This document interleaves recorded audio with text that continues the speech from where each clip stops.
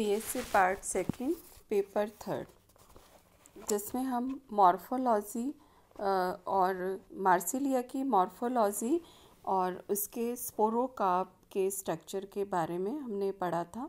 और अब इसका जो डेवलपमेंट है कैसे होता है इसके बारे में पढ़ेंगे। जो स्पोरोकार्प है उसका जनरली ये पीटियोल के आधार पर ये स्पोरोकार्प लगे हुए रहते हैं। बीजाणुफलिका कहते हैं इसे। और ये जब फलिका ये बाद में नहीं लगती हैं, जब पत्तियां यंग होती हैं तब भी इसमें इसका बनना शुरू हो जाता है। और ये इसकी पत्तियों यंग पत्तियों की मार्जिनल सेल से ये बनते हैं और मार्जिनल सेल से इनका निर्माण होता है। करीब 6 से 8 कोशिकाओं के निर्माण के पश्चात ही लीफ के बीजाणुफलिका का की शीर्षक कोशिका इसके पार्श्व पार्ट से बनना शुरू हो जाती हैं। और ये एक इनिशियली यहाँ पे अनडिफ्रेंशिएटेड एक टिश्यू का एक स्ट्रक्चर या टिश्यू बनता है, एक पिंड बनता है। और ये बाकी इनकी जो सेल्स हैं सोराइज हैं, उसकी जो सेल्स हैं ये इसके ऊपर बाद में इसमें बनेंगी।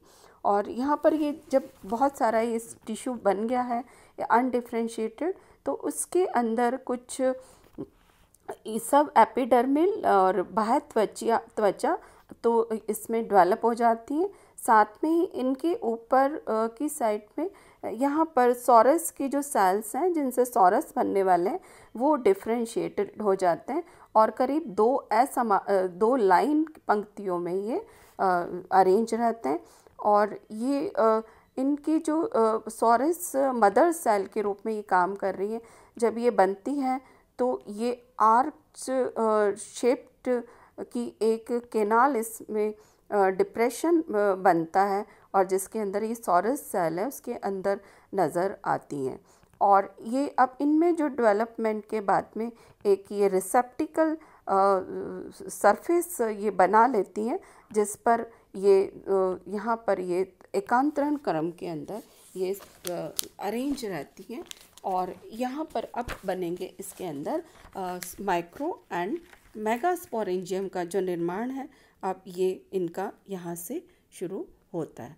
तो इनके जो निर्माण के लिए जनरली लेप्टोस्पोरेंजियम टाइप का डेवलपमेंट यहाँ पर देखने, क्योंकि इनका जो एक ही सिंगल सेल से पूरे स्पोरेंजियम का डेवलपमेंट का होना ये लेप्टोस्पोरेंजियम कहलाता है। और इसमें कि इसके गुरु बीजानी के शीर्ष पर तथा लघु बीजानी है वो इनके पार्श्व पर लगी हुई रहती हैं। पार्श्व पर दोनों माइक्रोस्पोरेंजिया और अपर साइड में इसमें मेगास्पोरेंजिया का डेवलपमेंट होता है। और एक ये आच्छादित जो इंडोशियम जो 2 से 3 लेयर्ड है, ये एक कवर इसके चारों तरफ सॉरस के चारों तरफ जिसमें दोनों बीजाणुधानियाँ का डेवलपमेंट हो रहा है वो इसके चारों तरफ यहाँ पर प्रेजेंट है। और इसमें इनिशियल जो सेल्स हैं बन रहा है जिससे कि बीजाणुधानी का डेवलपमेंट हो रहा है।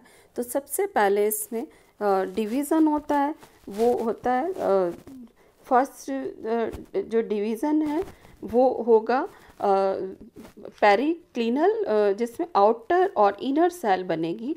आउटर सेल से स्पोरेंजिया का डेवलपमेंट होता है, इनर सेल में कोई भी उसके अंदर कोई भाग नहीं लेती। और बाह्य कोशिका 3 सक्सेसिव डिवीजन्स के बाद में ये एक apical cell tetrahedral apical cell बनती है। और ये कोशिका जो कि जिससे कि 6 कोशिकाएं का एक बीजाणुधानी का व्रंत बनाती हैं। और इसकी जो शीर्ष कोशिका है वो पेरिक्लिनल डिवीजन से एक बाहर की जैकेट सेल और इनर एक आर्चीस्पोरियल सेल बनाती है। आर्चीस्पोरियल सेल से स्पोरोजिनस टिश्यू का निर्माण होता है और इसमें एक आउटर मोस्ट जो लेयर है वो एज ए टैपिटम सेल की लेयर बनाती हैं, जो कि 2 लेयर्ड टैपिटम न्यूट्रिटिव लेयर यहाँ पर बनती है। तो करीब 32 से लेके 64 स्पोर्स बनते हैं, माइक्रो एंड मेगा स्पोर। लेकिन माइक्रो स्पोर सरवाइव करते हैं एज ए स्पोर, जिससे कि स्पर्मेटोजोइड्स बनेंगे। लेकिन मेगा स्पोरेंजियम में ऐसा नहीं होता, उसके अंदर मेगा स्पोरेंजिया में बाकी जो सेल्स हैं वो मल्टी न्यूक्लिएट प्लाज्मोडियल बहुकेंद्रकीय प्लाज्मोडियल फ्रूट बनाती हैं, जो कि डेवलपिंग मेगास्पोर को ये न्यूट्रिशन देती है। तो ये एक सक्रिय जो गिरु बीजाणु है या मेगास्पोर है, एक सिंगल ही रहता है यहाँ पर और बाकी डिग्रेड हो जाते हैं। लेकिन माइक्रोस्पोरेंजिया में सभी माइक्रोस्पोर की मात्र जो कोशिकाएं हैं वो सक्रिय होती हैं और अर्ध गुणसूत्री विभाजन से स्पोर बनते हैं।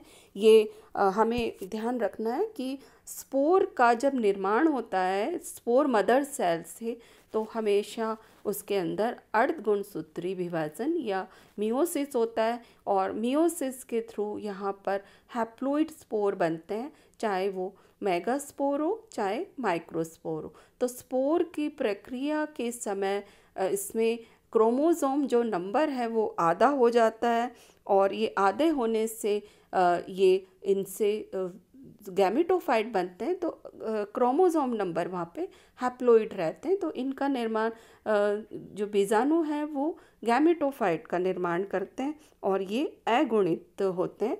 और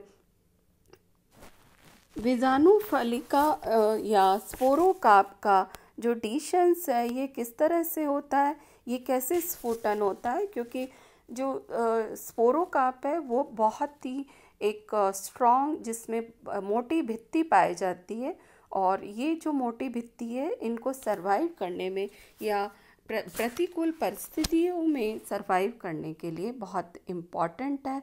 इसमें करीब जनरली इसको गलने की प्रक्रिया में 2 से 3 साल इसको लगते हैं और इससे भी ज़्यादा इनकी विएबिलिटी देखी गई है। ऐसे ये सीड्स की तरह ये काम करते हैं, लेकिन यहाँ पर ये स्पोर बनते हैं, इनमें एम्ब्रियो नहीं होते हैं बल्कि स्पोर इसके अंदर प्रोटेक्टेड रहते हैं और इनकी जो जर्मिनेशन की पावर है वो करीब 50 ईयर्स तक भी सूखी में रहती है। और ये जब इनमें पानी में रख के इसको अंकुरित किया जा सकता है, क्योंकि इसके अंदर जिलेटेनियस एक रिंग मिलती है और ये जो जिलेटेनियस रिंग इसके सारे सॉरस के चारों तरफ पाई जाती है, वो उसको ड्राई होने से भी बचाती है और प्रतिकूल अवस्थाओं में, और जब ये साथ में इनके स्फुटन में भी ये हेल्प करती है।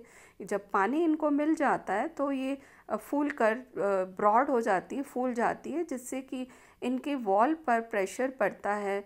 स्पोरोकार्प की दीवारों पर प्रेशर पड़ने से ये एक रिंग राउंड में ये कवर थी, तो एक लाइन के अंदर ये बाहर आ गई है और इसके ऊपर इंडोशियम से कवर्ड सॉरस बाहर निकल आए हैं और ये जिलेटेनियस रिंग धीरे धीरे जब ड्राई अप होगी तो इसके जो स्पोरेंजिया है वो भी धीरे धीरे ड्राई अप होके और स्पोरेंजिया इनके थ्रू स्पोर्स बाहर आते हैं।